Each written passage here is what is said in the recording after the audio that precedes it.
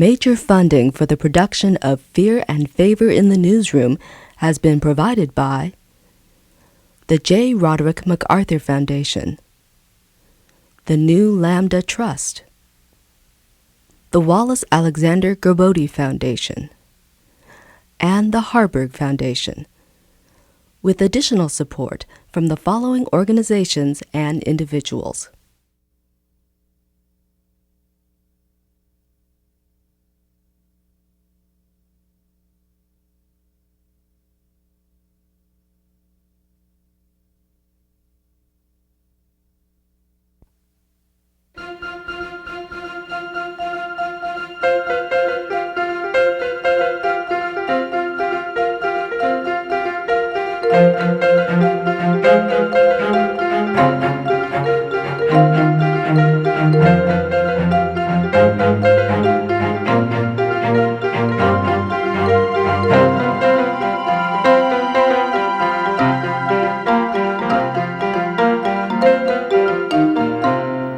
Hello, I'm Studs Terkel. There's only one business protected by the United States Constitution, and that's the press. The reason is simple. Only a strong, free press can tell us how those with power are using it. And only if we're informed can we protect ourselves from abuses of power. Yet what happens when the press is owned by the powerful? How do journalists report on the environment, business, issues of war and peace, when these same issues touch on the interests of the people they work for? In 1986, Bill Kovach was named executive editor of the Atlanta Journal-Constitution. We had reporters that were fired up and they were doing the best work of their lives, but they were all out there going for those really good stories. There was an attitude at the Atlanta paper under Bill Kovach that we were going to go out and find all the sacred cows and have barbecues. Bill Dedman's series exposing race-biased lending at Atlanta's banks exemplified the paper's new hard-hitting reporting. In 5 times more cases than the other, blacks were refused loans with identical credit histories and identical financial conditions. Even middle-class homeowners were being denied loans. This was not a shocking revelation that the banks did not make loans in black neighborhoods. Everybody knew that. We had merely documented the obvious. Well, we got an enormous response from readers who, particularly in the black community, who basically told us that it had been going on for years. Why is it just now being talked about? Before Kovach had arrived at the paper, another reporter had come up with the same idea, but an editor told him not to pursue the story. 3 years later, I didn't even know that he'd come up with this. I said, well, gee, why don't we do that? And it wasn't that it was a novel idea, it was just that at this point it was received. There was soil to germinate in. Dedman won numerous awards, including the Pulitzer Prize for the banking series. But good journalism does not please everyone. The bank stories were mentioned at a board meeting of the Atlanta newspapers. Aren't we going a little too far on this? It's making some people angry. Some of the members of the board and other major advertisers all do business with the banks, so that there's a web of interest there. Kovach and his staff didn't back off from their tough investigative reporting. Soon they disturbed another sacred cow. The Atlanta Journal-Constitution reported that Coca-Cola was under investigation by a grand jury for alleged criminal activity. Ann Cox Chambers, one of the owners of the Atlanta Journal-Constitution, also sat on the board of Coca-Cola. I wasn't at the board meeting, but I'm told that a member of the board stood up and addressed Ann Cox Chambers and asked her why her editor had a take-no-prisoners policy of covering business. Cox Newspapers is owned by the Cox family that has a lot of money. You'll see both of the Cox sisters in the list of the 10 richest Americans. In fact, Forbes magazine estimates their wealth at over $4 billion, which is roughly twice the size of Ross Perot's fortune. I think that they weren't accustomed to that kind of journalism. I think they weren't accustomed to their newspaper putting a magnifying glass on the city and holding a mirror up to the city every day. They weren't used to that. And I think a lot of their friends weren't used to that. Less than 2 years after taking the job, Bill Kovach resigned as editor of the Atlanta Journal-Constitution. His resignation was completely a surprise. It was a shock to us. We were planning to spend the rest of our careers there, and then suddenly we were journalistic boat people. We were out without an editor. The reaction to Kovach's departure was extraordinary. Reporters at the Journal-Constitution took out an ad in the paper calling for Kovach's return. They met with the publisher to try to reverse the decision, and members of the community joined with staff members in a public protest march. Like mourners in a New Orleans-style funeral, several hundred angry readers and employees of the Atlanta Journal-Constitution newspapers draped themselves in black and carried a coffin stuffed with newsprint through the streets of downtown Atlanta. The pallbearers were to protest the recent resignation of editor Bill Kovach.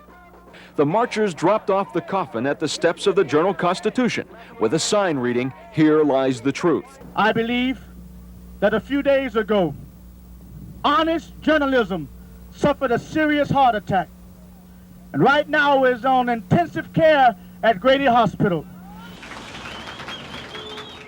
The Atlanta Constitutional Journal, Kovach was told, listen, I want you to have this paper, a vibrant, investigatory paper, and he did it, and it turned out he did things that the business establishment of Atlanta didn't like. It's not been proven that that's why Bill Kovach is not the editor of the Atlanta paper, because of some pressure of the business community. What is known is that the editor, Kovach, and the publisher and Cox newspapers fell out over time. Bill had a vision of greatness for the newspaper, and that vision was not shared by the leadership above him. And of course, when he left, the publisher came out and said, no, we're not trying to turn the Atlanta paper into USA Today. Kovach was replaced by Ron Martin, former executive editor of USA Today. Many members of the paper's staff resigned, including Dedman and Rawls. I couldn't stay and practice the kind of journalism that I valued. Bill Kovach refused to discuss his resignation on camera. Jay Smith, then publisher of the Atlanta Journal-Constitution, also refused to discuss the Kovach resignation. However, Smith did assert the paper's respect for journalistic integrity. There is one set of standards, and frankly, what we need to do is to make sure that that same set of standards applies, and this was my point. Whether it's the parent corporation, your largest advertiser, or an individual no one has ever heard of until we write about that person. Since Kovach's departure, the Atlanta Journal-Constitution has devoted much less attention to stories which might disturb big business and the powerful. Its reporting on Coca-Cola, for instance, seems to differ little from what Coca-Cola itself might say if it were writing the stories. Indeed, a 1994 speech to business leaders on the Olympics by the chairman of Coca-Cola not only received front-page coverage, but for the following 5 days, the speech was reprinted, praised in 2 columns, and in an editorial. And this attitude pervades the entire newspaper, that we are trying to make people feel better about themselves somehow, rather than letting them hold a mirror up to themselves. Other newspapers covered Kovach's departure as the story of a big city news editor running up against provincial newspaper owners. But are the owners of the Atlanta Journal-Constitution that different from the owners of America's other news outlets? For example, the Washington Post is owned by the Graham family, whose fortune is estimated by Forbes magazine to exceed $500 million. In fact, Virtually every major news organization is owned by members of the same tiny elite, the extremely wealthy.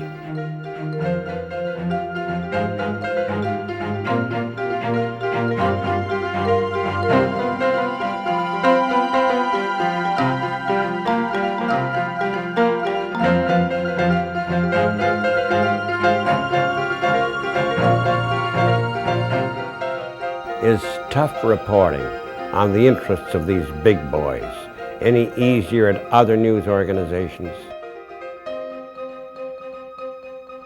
I have been able to get stories on that were very critical of the U.S. government, of employees or executives at ABC News when I worked there, of friends of my bosses at 60 Minutes, on the air. I've also had some trouble getting some stories either approved or on the air that related to similar individuals. But, you know, it's never been as heavy-handed as somebody saying you can't do that story. But I think it's understood that when you get into that area, you're in a dangerous area. Regularly, some of our most distinguished editors are fired or pushed out of their jobs because they did those stories too often. In the 4 years I've been here, I've never been asked by GE or any of its representatives to put anything on the air or not to put anything on the air concerning GE or any of their friends or associates. First of all, no executive producer on NBC needs an angel from heaven to tell him that if he has a highly damaging story about General Electric, the owner of NBC, that he's spending a lot of capital on his job.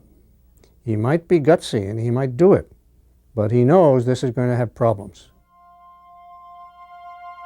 In fact, there have been several reported cases in which journalists at NBC deleted information critical of General Electric, their parent corporation.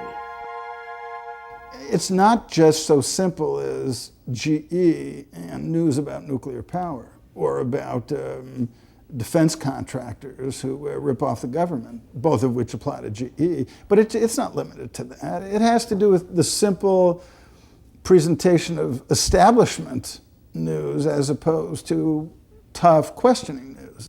Not that GE, if it has any brains, and it does, is going to call up a correspondent and say, you cannot tread on this territory because we have a particular interest in it.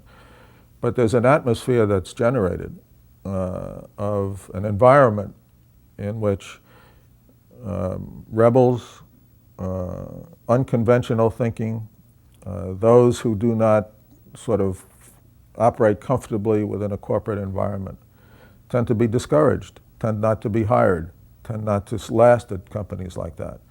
And I think it interferes with the quality and character and diversity of the news that's being presented. Whether NBC is owned by GE or whether they're owned by just the same type of people in corporate America that own all the networks, it probably doesn't make that much difference because in general all the networks are similarly owned at this particular time. The community of interests shared by the owners of America's television and press and America's other corporate giants is so tight that even their boards of directors are interlocking.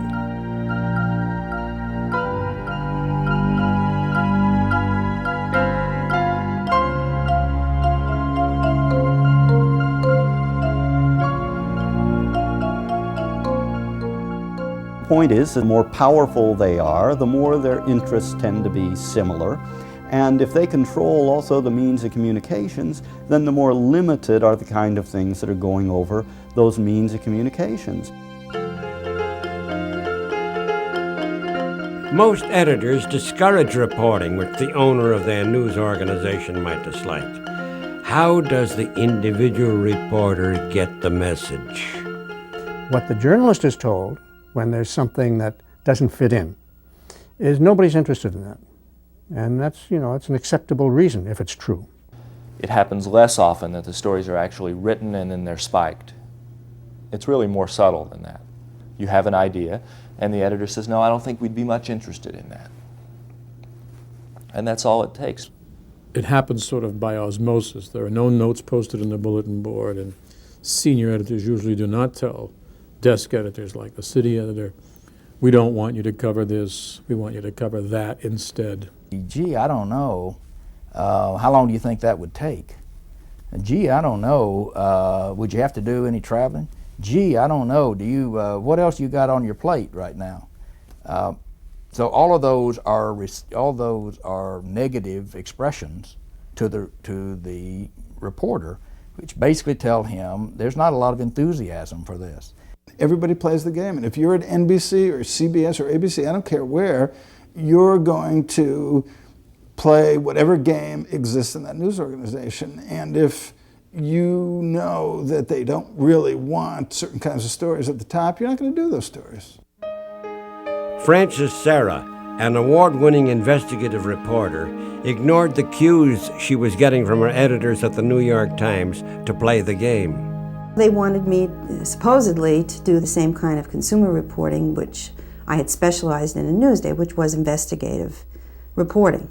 So when you take a young reporter who's hired full of beans like Frances Sarah, and she wants to do a good, hard-hitting, investigative, reportive job, she found herself up against the editors. They were very unhappy with her. When she arrived at the Times, Sarah often wrote articles exposing wrongdoing at large corporations. After writing a series of investigative pieces on the insurance industry, Sarah received some editorial guidance.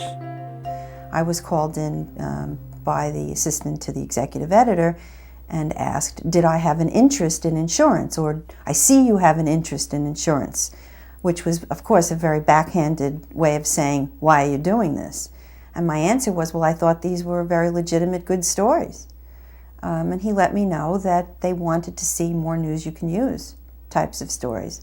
They wanted somebody to say, where would you get a bargain in caviar, where the pickles are interesting, where quail eggs are on sale, arugula, and something, where to spend your money on chic products. I mean, it was just clear that this was, the investigative stories were not what they wanted. Just not what they wanted. Displeased with her work, Sarah's editors reassigned her to Long Island. The biggest story on Long Island was the controversial Shoreham nuclear power plant, then under construction by Lilco, the Long Island Lighting Company. Lilco invited me out, gave me my very own hard hat with my name on it so I could tour the site. Sarah wrote dozens of articles about the controversy over the construction of the Shoreham nuclear power plant, covering Shoreham's opponents as well as its supporters. On one side were residents of Long Island who argued that the nuclear power plant was a threat to public safety and that Lilco, not consumers, should pay the $5 billion cost overrun for Shoreham's construction. On the other side, arguing the plant was safe and the rate increase fair, stood much of New York's business establishment. This included the New York Times, which published dozens of editorials advocating the position of the business establishment. And then, in 1982, Sarah's editors asked her to write an update on the Shoreham project itself. The story never ran. So I wrote a story in which the lead was that the situation was so serious for Lilco financially that it might force them into bankruptcy. And about 2 weeks passed, and I heard nothing, so didn't see it in the paper. So I naturally called one day and to talk to my editor and say, what gives? And he said, oh, we're not going to use that story. Why? Well, because it's biased. You're biased about this issue. I said, well, let me come in and I'll go over the story with you, and anything you feel isn't balanced, I'll change. No, he said, it's beyond that point. We can't print a story like that. It would affect Lilco's stock. I said, well, and he said, and furthermore, you're no longer to write about Lilco at all. I said, well, Lilco is the biggest story on Long Island. How can I be the Long Island reporter and not write about Lilco? I want to speak to your boss, essentially, is what I said. He said, fine, I'll put you on with the secretary and you can make an appointment. I waited a minute, and to my surprise, the editor himself, who was Peter Malonis, got on the phone, and his opening statement to me was, I hear you're causing trouble. It went downhill from there. And he right on the spot said, fine, you're no longer assigned to Long Island, report into the city, tomorrow or the next day, whatever. So I was summarily yanked from that beat. Both the editor who killed the story and the editor who removed Sarah from the Long Island beat refused to respond on camera to Sarah's account of the incident. As to the charge that Sarah had some sort of an axe to grind. That's right. That's the axe to grind is journalism. It's journalism. She was trying to practice journalism. And she had a story that was a tremendous story, which is that the lifeblood of Long Island, the light company, was headed for bankruptcy because of this extravagant and incompetent investment in this nuclear power plant. Within a year after Sarah was pulled off Long Island, Lilco stopped issuing dividends, confirming Sarah's report that Lilco was in serious financial trouble. In the end, Shoreham never opened. A jury found that Lilco had violated federal racketeering law, and Lilco sold the reactor to New York State for $1 to settle the racketeering suit. Lilco was then granted $3.5 billion in rate increases to help cover Shoreham's cost overruns. This left Long Island consumers with the highest electricity rates in the country. As for Sarah, she waited 1 year for a new assignment, but she never received one. So Sarah resigned from the New York Times and abandoned her career in journalism. I came to understand that freedom of the press is only guaranteed when you own the press. This was something I learned from the New York Times. Balanced reporting on the nuclear power industry is difficult at all major news organizations. Peter Grauman covered the controversy over building a radioactive waste facility in Ward Valley near Needles, California. He found that he could get only half the story on PBS's McNeil-Lehrer NewsHour. There was a movement of tremendous concern over whether this low-level waste dump would be safe, how long it would be safe, what kind of design should be put on this, and whether in fact it should be built at all. And that's what this story looked at. Needles has always been a safe and a healthy place to live, especially to raise children. But it's no longer going to be a fact if this radioactive waste dump is allowed to come in. So we just need everybody to help us and to stop this thing. We do not want it. Like Shoreham, which Francis Sarah had covered, the Ward Valley facility was strongly supported by the nuclear power industry and the government, and strongly opposed by local citizens and environmental groups. And like Francis Sarah's stories on Shoreham, Grauman's story on the waste facility included facts cited by the project's opponents as well as its supporters. I was shocked when I saw the piece on the air to see how much it was cut. When Grauman's story aired on January 8, 1992, the segment which described the proposed storage facility had been deleted. The operation at Ward Valley will be similar to the Nevada dump. Unlined pits are filled with barrels containing low-level waste. The hazardous life of these wastes range from a few months to millions of years. The trenches are covered with dirt. Monitoring wells are drilled around the perimeter to detect leaks. You know, I can't imagine why, in a story about a nuclear waste dump, that you would cut the part of the story that talks about what physically the dump is, which is the basis of a lot of the controversy, whether this should be above ground or underground, whether this will be in unlined pits, just holes in the ground, as is in fact being proposed, or whether one would use some other technology to try to contain the waste. I mean, that's the crux of the story. The story originally reported leaks of radioactive materials at other waste storage sites, including those run by U.S. Ecology, the operator of the proposed Ward Valley site. This section was also deleted by McNeil-Lehrer.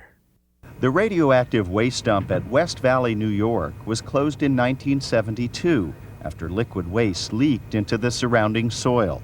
The cleanup may cost taxpayers billions. At Maxey Flats, Kentucky, rainwater seeped in and spread dangerous isotopes around the site. The state took over the dump from U.S. Ecology in 1977. Maxey Flats is now on the federal Superfund cleanup list. The dump at Sheffield, Illinois was shut down in 1978 after radioactive tritium was found to have migrated to an adjoining stream and lake. The state of Illinois sued U.S. Ecology to block it from abandoning the site and forced the company to pay several $1 million for the cleanup. The editor who made the cuts for McNeil-Lehrer refused an on-camera interview. I came to the realization that the effect of the editing was to make the local residents around Ward Valley look like complete kooks, complete anti-technology nuts. The editing removed any foundation for their suspicions. It removed any context. All of the examples of other places, other dumps that had leaked, virtually all of that was cut out. And the result was to completely reinforce the government, which is endorsing this, and the big companies that are trying to build it. Nuclear power means Westinghouse, General Electric, the local electric company, all their PR, all their advertising. It's a huge industry. This means that serious threats to public safety and the environment often go unreported. Most of the press coverage is this particular valve failed. The utility says it's not a problem, it didn't mean anything, nobody's dead. And the Nuclear Regulatory Commission perhaps saying they're going to investigate. And that's the end of it. Radioactive gases are being released today from a South Carolina nuclear plant. Officials at Oconee Nuclear Plant in Seneca say the release is the first step in the cleanup of yesterday's leak of contaminated water. Officials say there is no health threat. Since the 1979 accident at 3 Mile Island, 2 U.S. nuclear power plants have suffered a loss of electric power. Accidents whose seriousness the Nuclear Regulatory Commission ranked just below a nuclear core meltdown. A meltdown is a Chernobyl-type accident which could kill thousands of people and render entire regions uninhabitable. If you look at the analyses of all the possible ways in which a major meltdown accident could occur, in some plant designs of the total causes of accidents, station blackout is the highest likelihood event. More than 90% of the total risk of a major accident comes precisely from loss of electrical power. NBC, ABC, and most newspapers didn't even report the accidents. CBS distinguished itself with the following report on one of the accidents. In Oswego, New York, officials at a nuclear power plant declared the second highest state of emergency after an alarm system broke down. There was no release of radiation. In Berlin, nuclear power is one of the many things in the world that I don't know anything about. It's also one of the things that, when it comes to matters of great interest to the public, it's not high on the list of subjects that you want to devote much time to in a 22-minute newscast in the evening. Is it really fear of boring the public that prevents the press from covering the nuclear power industry effectively? I think people have shown, and the polls have shown, that consumer news, environmental news, news about abuse of power, whether it's Watergate or a local scandal in City Hall or a local corporate shenanigans, are of great appeal to people. They want to know what's going on. They want to be alerted.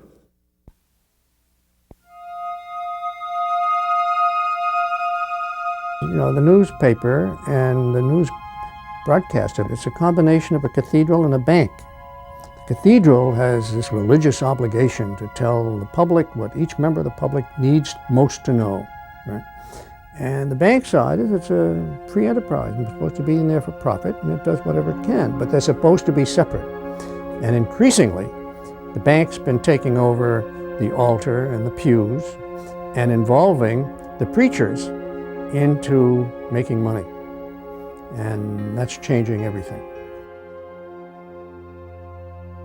Newspapers earn 75% of their revenues from ads, and for broadcast outlets it's 100%. Yet some industry representatives insist that the press doesn't slant news to satisfy advertisers. I'm not going to kid you. I mean, there have been moments I've had very difficult discussions, but invariably the people who run businesses are also fair-minded. They understand that if we were to sugarcoat or to ignore or to avoid that tough reporting, we'd lose credibility very quickly with readers, those same readers that they hope to reach through the ads they buy in our paper. Are advertisers invariably fair-minded? Consider what happened at the San Jose Mercury News in 1994, after the paper ran an article about buying a car and on auto dealers' profit margins.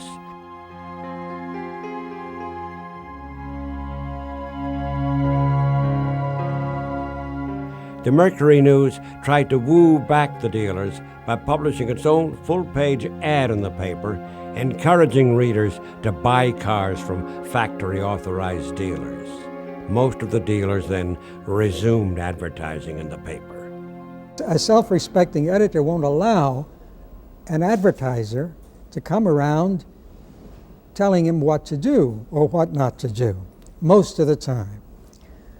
But it doesn't work so much the other way. More and more, the editor considers the demographics. At the times when they started calling the paper the product, and they're considering that they want to make a pitch to the upper middle class, and they direct their copy in that manner. At least when I was at the New York Times, there was no reporter assigned to Brooklyn. There was no reporter assigned to the Bronx. I mean, you're talking about cities, you know, what in other parts of the country are entire cities that had no reporter assigned to those entire areas. Every time I wanted to assign a reporter to cover the Bronx, I was told that that was a bad idea, which meant that in order to do it, I would have had to defy the executive editor. If I've given the impression, I didn't mean to, that there is no commercial pressure on news departments, there always is. And I'm not even sure it's wrong for advertising business departments to bring this pressure. It is up to the news departments to resist the pressure. That they do so to a greater or lesser extent depends on the news department, depends on the editors involved, and depends to a great deal on the support the editors get from the publisher of the newspaper.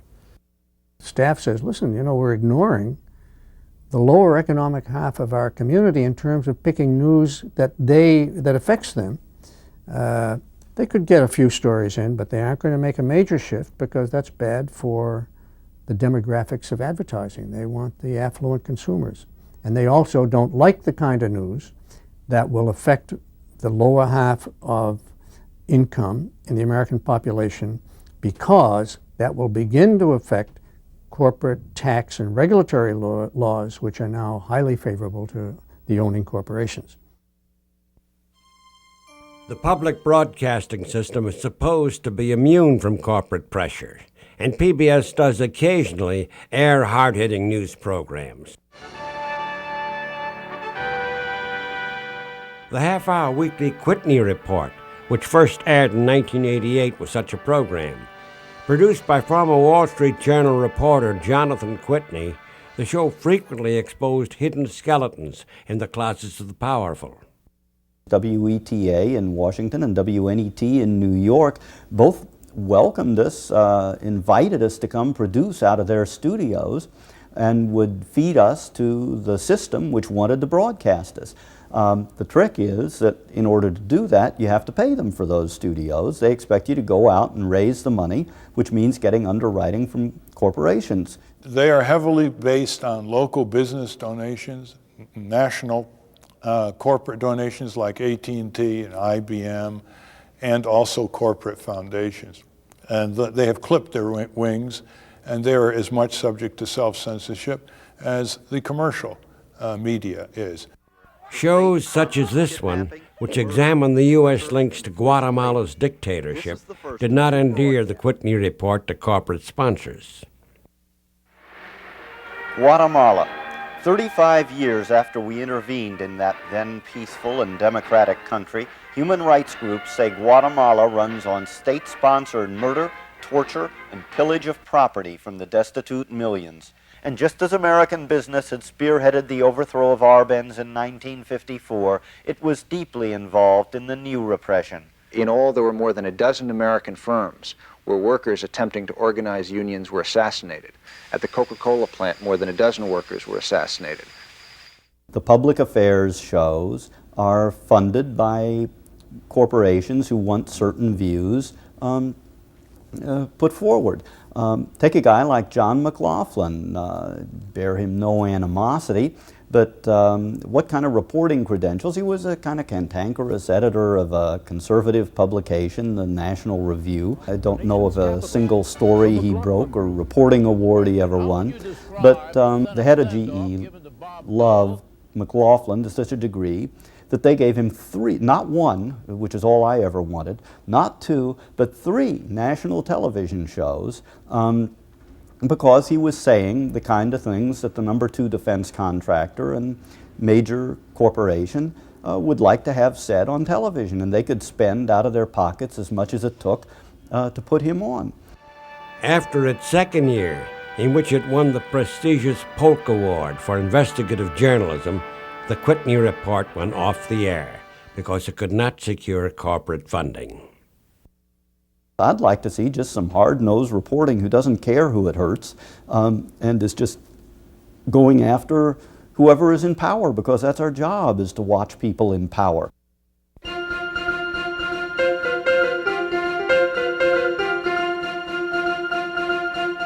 Publishers are always going to be nervous with reporters who are determined to get at the insides of a story, because sometimes that will rock the establishment.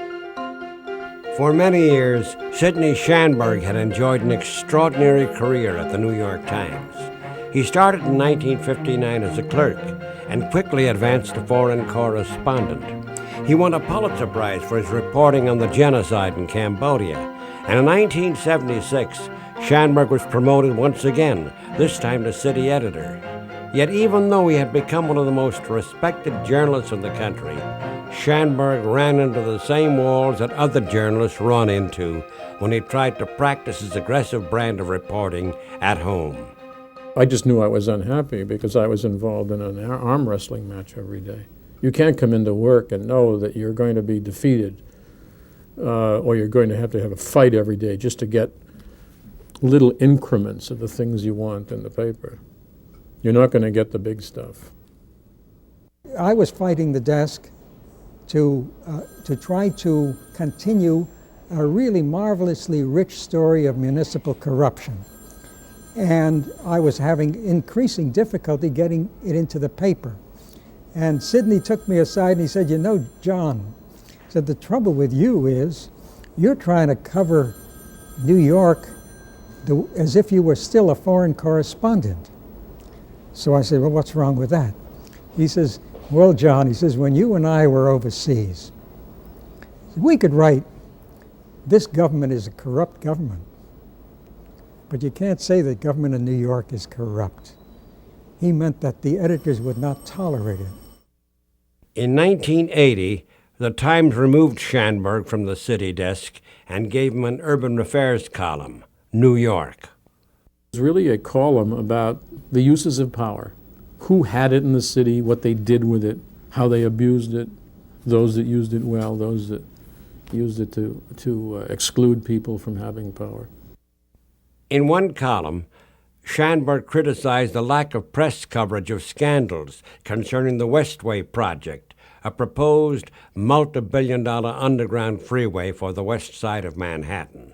The project, which would have opened very lucrative investment opportunities for New York's most powerful real estate developers, had been backed by New York real estate magnates, the governor, the mayor, and the New York Times. But newspapers in this city didn't have time or space to cover it, but they had plenty of time and space to cover frivolous stories such as Paul Prudhomme opening up, a cholesterol-ridden restaurant on the Upper West Side. And although I didn't mention the New York Times in that column, it was implicit that the Times was part of the newspaper scene that I was criticizing, in fact, central to it. That column turned out to be Schanberg's last. What did they imagine that I was going to write about? It was the same kind of things that I wasn't being allowed to cover as city editor. I find that the paper finds it very hard to tolerate this kind of hard, controversial journalism about the people that the publisher is eating with every day. Well, Sidney had a very shrill column, and that was all right. But Sidney at one point went farther than I thought or anybody else thought was necessary for us to accept when he, in effect, implied that the Times itself was venal. Now, if you want to call the Times venal, that's one thing, but I don't think it's proper to do it as a member of the staff. And that was, in effect, a very brief account of what led to Sidney's departure from the paper. As to the message which his departure from the Times conveyed to other journalists, Schanberg would only say, I can't imagine that it sent out anything more than a chilling suggestion that if you followed in Schanberg's journalistic footsteps, the same thing could happen to you. Whatever the issue, whether it's nuclear power or a freeway project, if the reporting doesn't fit the establishment view, a journalist's career is on the line. So most reporters didn't ask questions when the President of the United States decided to go to war with Iraq. When the Bush drumbeat started, the press picked it up, and the press held on to that and was very supportive of the president and never questioned the wisdom of sending this massive number of troops to Saudi Arabia. President Bush went on nationwide radio and television early this morning to explain to the American public in simple, direct, heartfelt language why he decided to send U.S. troops to Saudi Arabia and what he believes is at stake. In Washington, President Bush today was meeting with his military strategist at the Pentagon, where he also told the American people that, quote, their way of life is at stake in the Persian Gulf. We cannot compromise with brutal, naked aggression. We cannot permit one country to bully a neighbor and take it over without making them pay the price. Yet there was reason to believe that the administration had other purposes in mind, and this is what the press left out. We were not seeking a resolution by nonviolent means. We were going to seek a military outcome. And the buildup that began in September was not for defensive purposes at all. It was to create the offensive capabilities capable of moving against Iraq. Saddam Hussein's invasion of Kuwait removed the Sabah family from power, and they were and are extremely close to the United States. The Sabah family is not only close to the U.S. government, it is also close to a number of major corporations. The Sabah family really is more concerned with its investments in London and New York than it was with the production of oil per se, because the regime had already, by the time of the Iraq invasion of Kuwait, been making more money from its investments in Western stock markets than it was from the sale of oil. By using U.S. military force to remove Iraq from Kuwait, the Bush administration assured the return of the Sabah family dictatorship to power in Kuwait. The basic purpose of the Gulf War, as I see it, and that was to establish a Pax Americana in the Middle East and to make the point that the United States is the ultimate arbiter of all things of any significance in the region. Hell no, we won't go. We won't fight for Texaco. Hell no, we won't go. We won't fight for Texaco. There was a debate over whether the administration was telling the truth about its reasons for going to war, but it wasn't in the press. Evidence that the administration was seeking to display U.S. military power or to perpetuate a Middle East run by compliant dictatorships was virtually excluded from the news. Instead, the press often seemed to be doing public relations for the war. By the time the troop buildup occurred in Saudi Arabia, you saw news organizations doing bumpers of troops waving and saying, "Hi, Mom, I'm so-and-so from such and such a place," which is what NBC did. I just want to say hi to my folks back in Massachusetts, my grandmother in Ohio, my grandparents in New Hampshire. Look forward to seeing you when I get home, and we're all well here in paradise. And it was jingoism, and it was very implicitly saying, we support the troops, we think this is the right thing to do. I mean, WCBS Radio here in New York was organizing letter-writing campaigns to the troops. What are news organizations doing that for? I mean, news organizations should have been asking questions, asking tough questions about what was going on in the Gulf. American cruise missiles and waves of bombers, war by night and by day. President Bush says it will not stop until Iraq gives up Kuwait. This is NBC Nightly News with Tom Brokaw.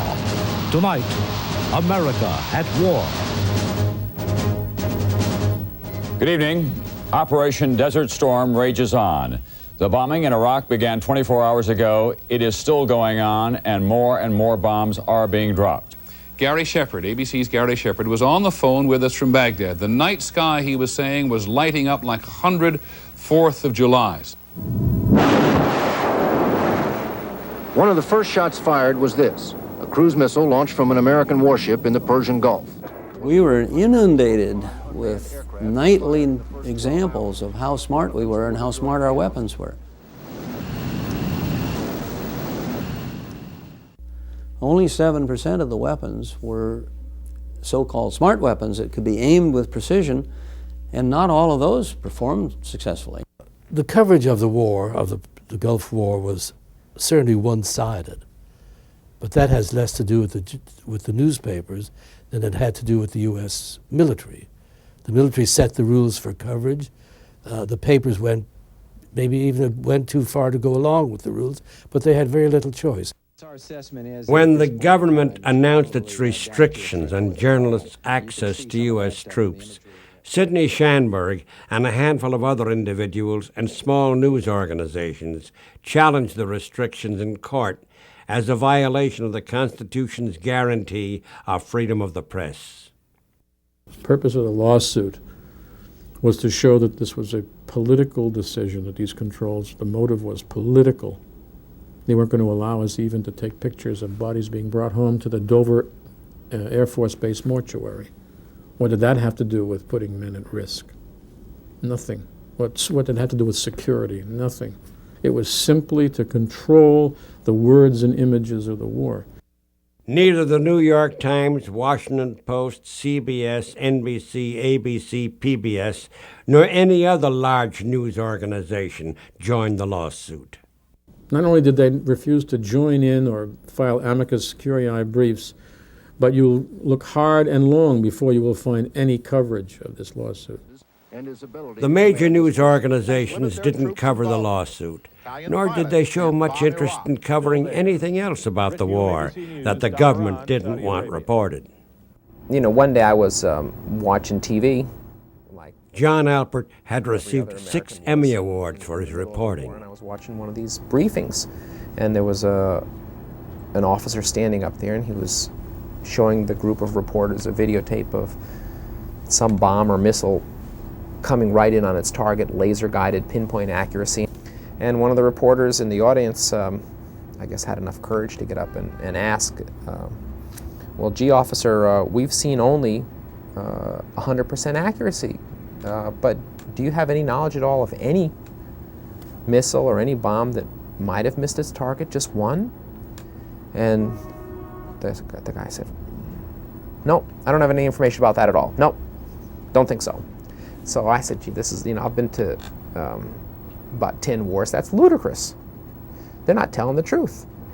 and it's the job of the reporters to find out what the truth is. John Alpert and Mary Ann DeLeo were the first American reporters to provide uncensored footage of the effects of the bombing of Iraq during the Persian Gulf War. Right away on the road, you began to see evidence of destruction from the war, the vehicles that had been hit. Every city that we went to had no electricity, had no telephones, had no running water. We saw evidence of very, very accurate pinpoint bombing. And then we saw evidences of what appeared to be extreme inaccuracy. For example, in Basra, we saw residential neighborhoods that were just wiped out. Your family was hurt? Your father was hurt? Yes. Tell me, what happened to your father? His leg broken and his hand and all face. No face. No. The Iraqis wanted very much to bottle us up and to spoon feed us. It wasn't easy, but we beat them. And we were able to get around their attempts to control us, and were able to see and record what maybe they didn't want us to see, but we felt was the truth.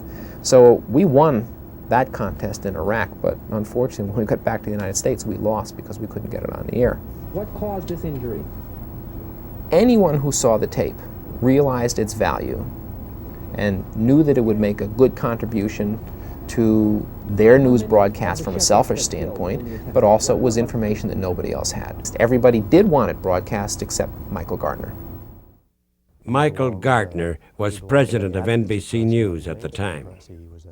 He was a man with a cause and a mission, and I didn't believe that that cause and that mission fit the overall belief of NBC News. He staged an event when he was doing something for NBC News, and he engaged in practices that I didn't believe were principled or appropriate for any journalist. The event Gardner was referring to was in 1989, when Alpert arrived late to a flag raising and shot a reenactment. Asked why he'd waited 2 years to spike one of Alpert's stories and to fire him on the spot, Gardner answered, I simply don't trust him, and I have to trust the people whose material I put on the air. I don't have to like them, but I have to trust them. And I didn't trust him. As for the accuracy of Alpert's story after the ceasefire, independent observers confirmed that the war had devastated Iraq's civilian population. An international medical team went into Iraq and estimated that 175,000 children would die as a result of the war, far more than any estimate of the number of Iraqi soldiers killed in battle. The press provided scant coverage of the war's impact on Iraq's civilians. The victory celebrations, however, were not ignored. A national victory celebration in the nation's capital. The manpower and machinery of Operation Desert Storm. Almost 5 million in New York cheer the triumph of Operation Desert Storm. The Patriot missile got the loudest applause of the day.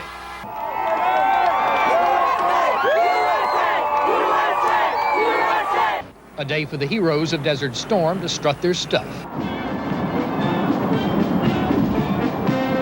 Lower Broadway, the financial district, a canyon created by money, was again a canyon of heroes. Again, congratulations on a job wonderfully done. Was the war against Iraq really necessary? Will the next war be? In a democracy, we need a free flow of information to decide such questions, not only about war, but about nuclear power, economic policy, government corruption, and all the other issues which affect our daily lives.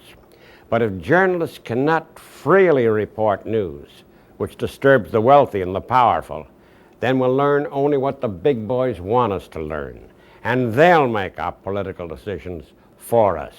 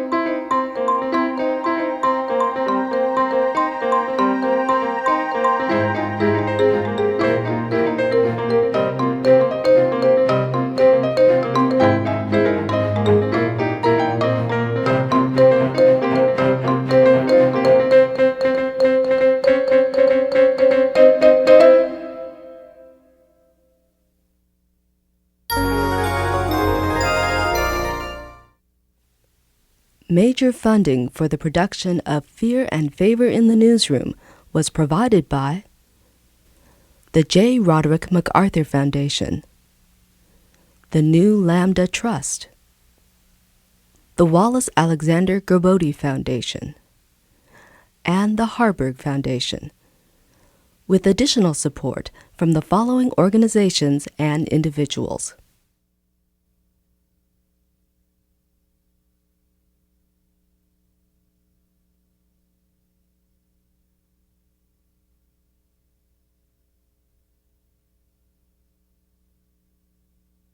For a copy of this program, please call California Newsreel at 1-800-621-6196.